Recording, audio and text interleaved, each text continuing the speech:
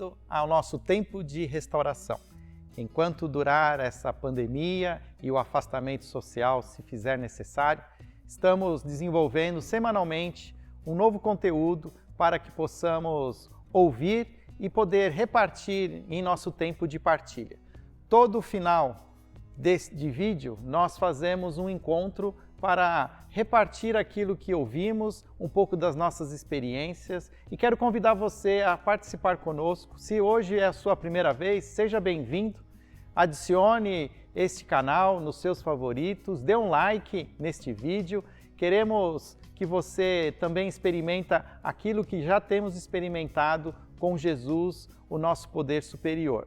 Tempo de Restauração é um programa ligado ao programa Celebrando a Recuperação, um programa de 12 passos onde conhecemos a Jesus e permitimos que Ele nos leve para um caminho de restauração e de vida emocional sadia.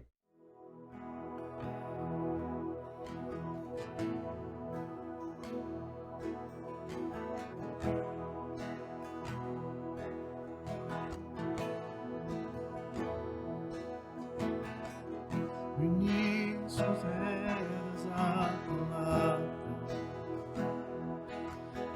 com Deus o Altíssimo,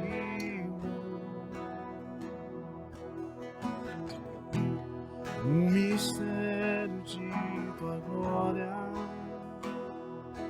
Cristo em ti se revelou.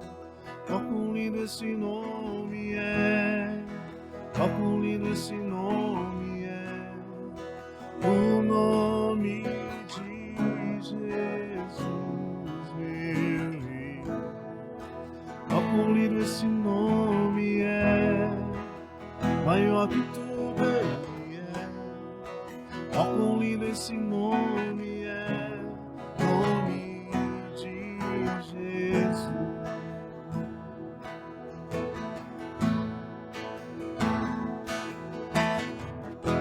Deixou o céu para buscar-nos, veio para nos resgatar. Amor maior que o meu pecado, nada vai nos separar. Ó, quão maravilhoso é, ó, quão maravilhoso é o nome de Jesus, meu Rei. Ó, quão maravilhoso é, maior que tudo ele é. Ó, quão maravilhoso é o nome de Jesus. A morte venceste, o véu tu rompeste, a tumba vazia agora está. O céu te adora, proclama tua glória, pois ressuscitaste, vive está. És invencível, inabalável, hoje pra sempre reinarás. Teu é o reino, tu é a glória, e acima de todo nome está. Poderoso esse nome é, poderoso esse nome é, o nome de Jesus, meu Rei. Poderoso esse nome é, maior que tudo ele é. Poderoso esse nome é, nome de Jesus. Poderoso esse nome é, nome de Jesus.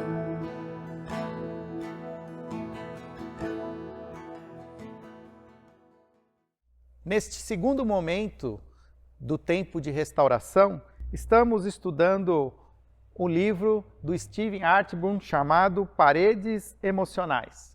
Hoje estamos no capítulo 7, mas antes de entrar nesse capítulo 7, quero aqui fazer com você um resumo das nossas paredes emocionais comuns. Para se beneficiar do restante deste livro, você precisará sacrificar alguma bagagem que talvez ainda lhe seja cara, e você vai precisar livrar-se então da resistência teimosa, abandonar o merecimento arrogante, deixar de lado seus ressentimentos justificáveis, sair do seu isolamento desconectado e recusar-se a viver em ignorância cega. Estas são as paredes emocionais que destacamos até aqui. E para que você possa se beneficiar desse programa, também falamos que em cada parede há sempre uma porta que pode ser aberta, por mais escondida que ela esteja. E para que essas portas se abram, é preciso encontrar uma chave. E a chave para cada uma dessas paredes relacionadas com algumas atitudes que eu preciso ter na minha vida emocional, como a disposição de mudar, a humildade, o perdão, a intimidade e a obediência. Tudo isso nós já falamos em outros vídeos. Se você perdeu algum deles, novamente digo a você, volte, assista novamente, invista um tempo para que você possa também entender um pouco mais dessas reações emocionais e como construímos certas paredes que nos bloqueiam e nos impedem de viver o presente e o futuro de uma maneira emocionalmente sadia.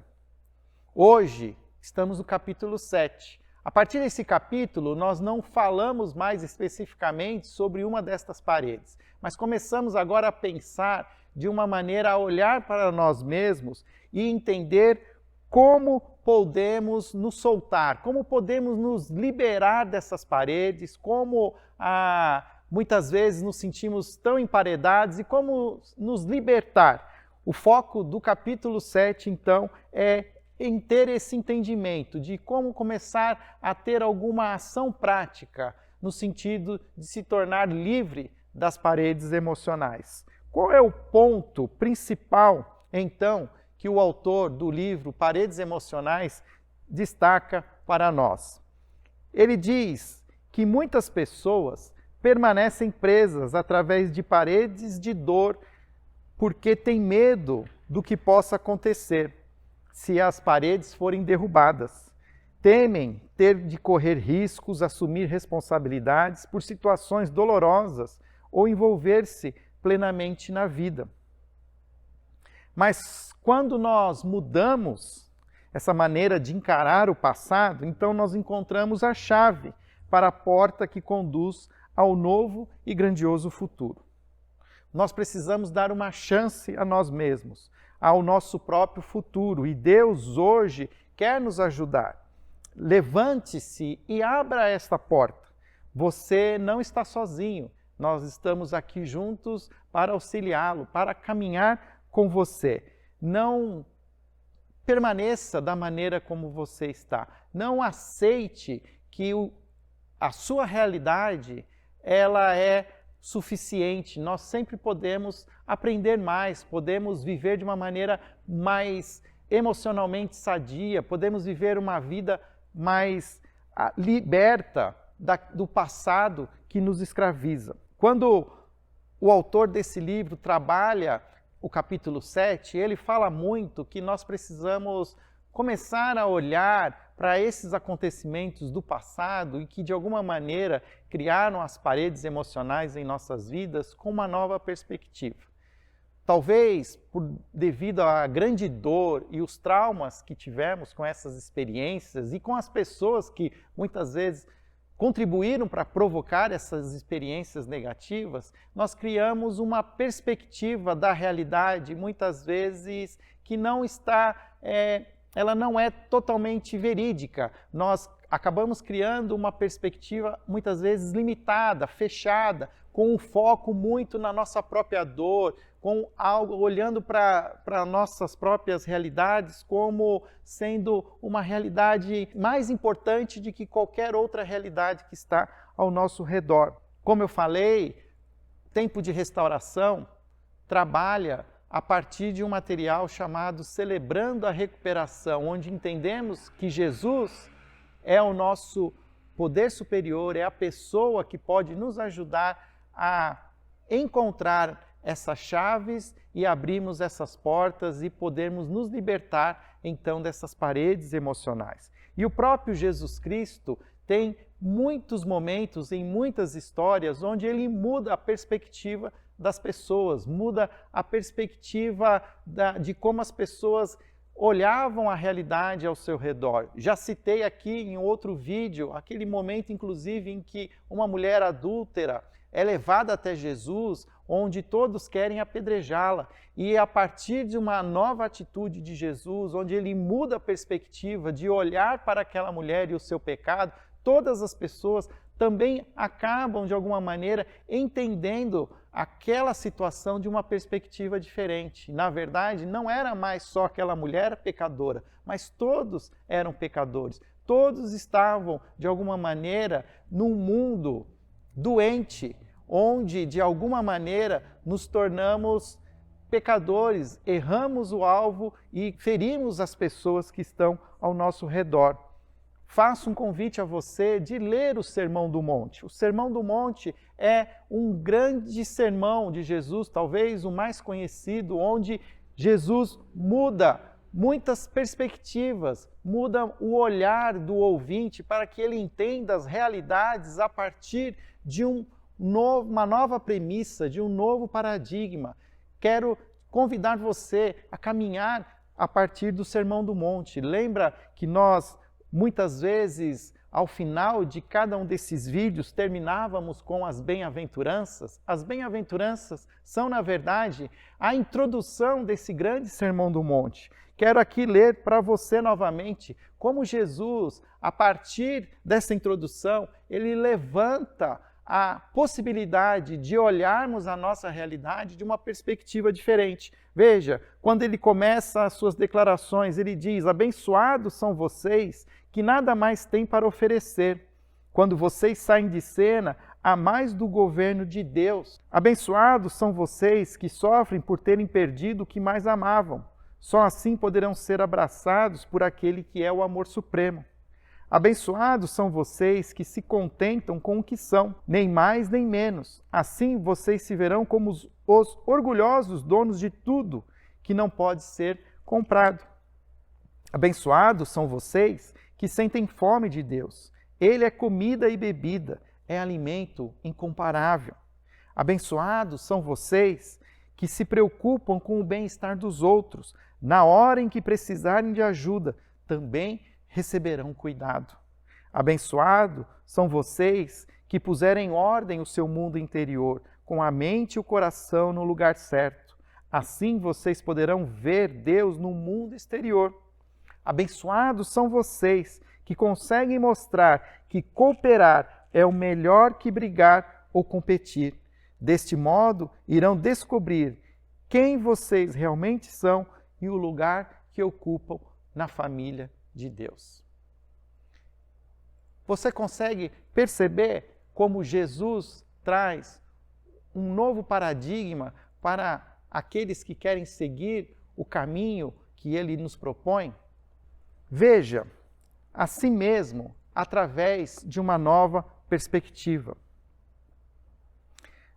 O autor do livro nos dá pelo menos 4 passos práticos para mudarmos a perspectiva de como olhamos para a nossa própria história, para o nosso passado, para as pessoas com as quais nos envolvemos, com aquelas que de alguma maneira nós as machucamos e aquelas que também nos feriram. O primeiro passo que o autor nos dá como uma dica para mudarmos e termos essa nova perspectiva é desenvolver uma postura de humildade. Ou seja, que nós devemos humildemente ver a nós mesmos como realmente somos. Não somos moralmente superiores àqueles que nos feriram. Ou seja, eu não posso me colocar acima dos outros como se eu estivesse num patamar mais alto, como se eu fosse mais especial, como se eu merecesse mais. Na verdade, precisamos aprender que todos nós estamos debaixo de uma mesma realidade, uma realidade corrompida, de um ambiente machucado e ferido pelo pecado. E todos nós somos feridos e ferimos as pessoas. Precisamos aprender a nivelarmos ao mesmo patamar de todos os outros. Um segundo passo prático que eu posso dar a partir do momento em que eu desenvolvo essa humildade é também depender do Espírito Santo de Deus. Ou seja, embora ninguém compreenda de fato a natureza trinitária de Deus, nós, pelas Escrituras, podemos entender que o Espírito Santo é a pessoa relacional.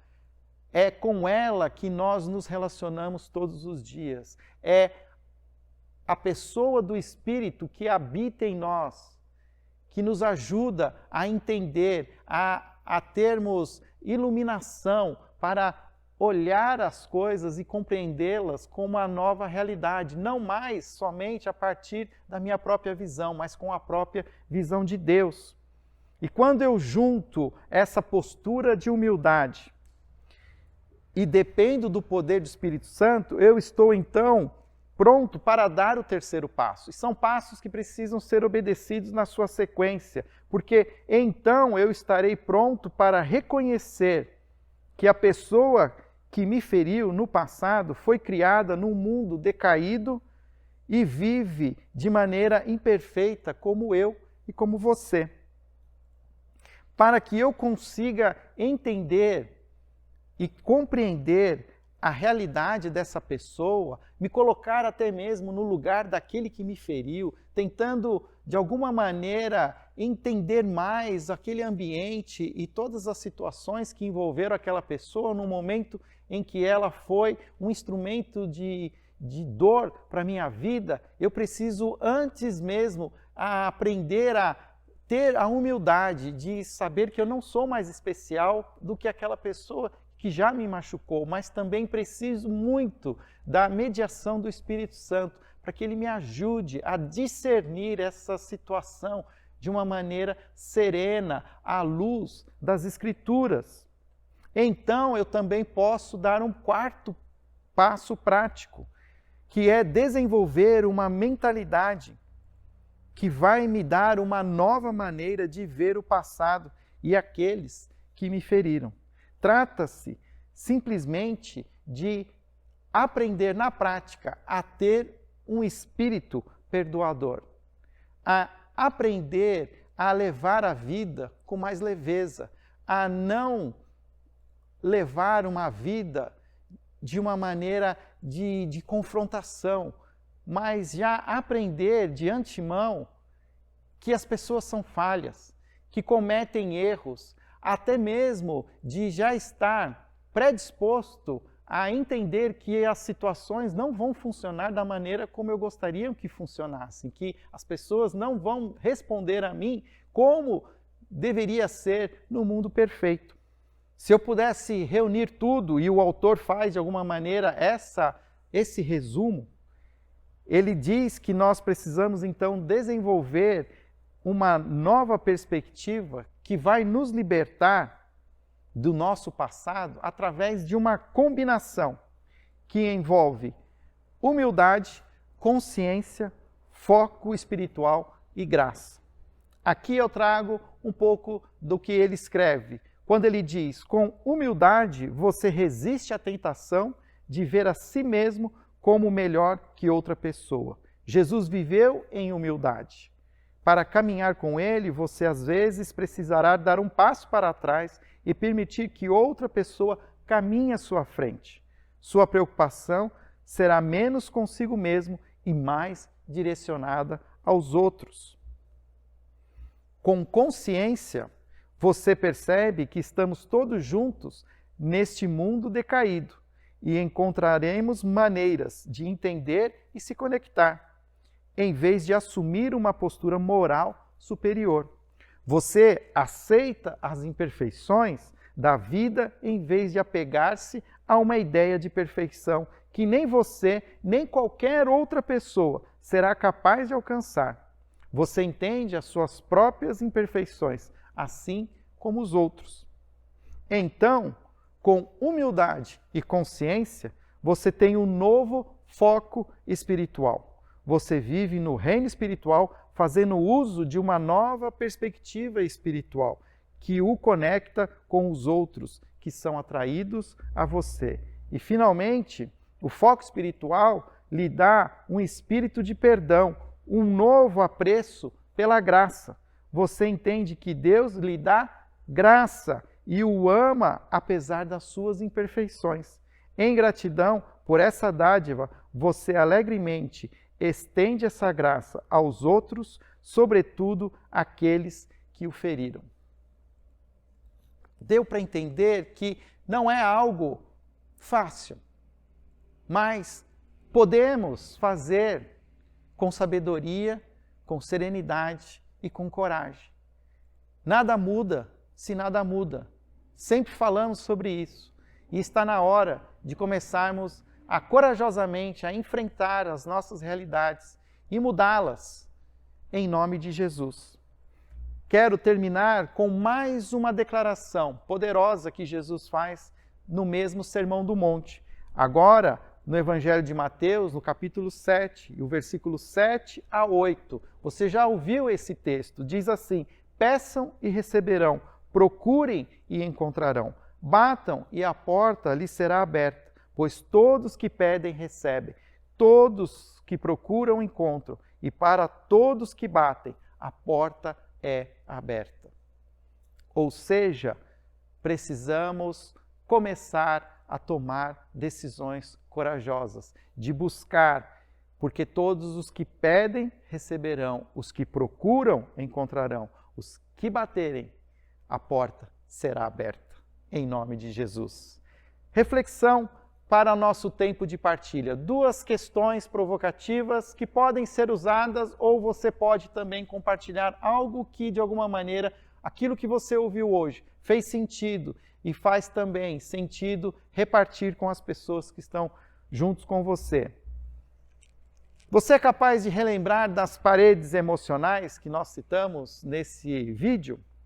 Então, reparta com o seu grupo com que parede emocional você está lidando neste momento. Segunda pergunta. Na combinação humildade, consciência, foco espiritual e graça, aonde está o seu maior desafio? E para finalizar, quero orar com você a oração da serenidade. Deus, conceda-me a serenidade para aceitar as coisas que não posso mudar, a coragem para mudar as coisas que eu posso e a sabedoria para distinguir uma da outra, vivendo um dia de cada vez, apreciando o momento de cada vez, recebendo as dificuldades como um caminho para a paz, aceitando, como Jesus o fez, este mundo pecaminoso como ele é e não como gostaria que fosse, aceitando que o Senhor fará tudo dar certo se eu me entregar à sua vontade, pois assim poderei ser razoavelmente feliz nesta vida e supremamente feliz ao seu lado para sempre. Amém.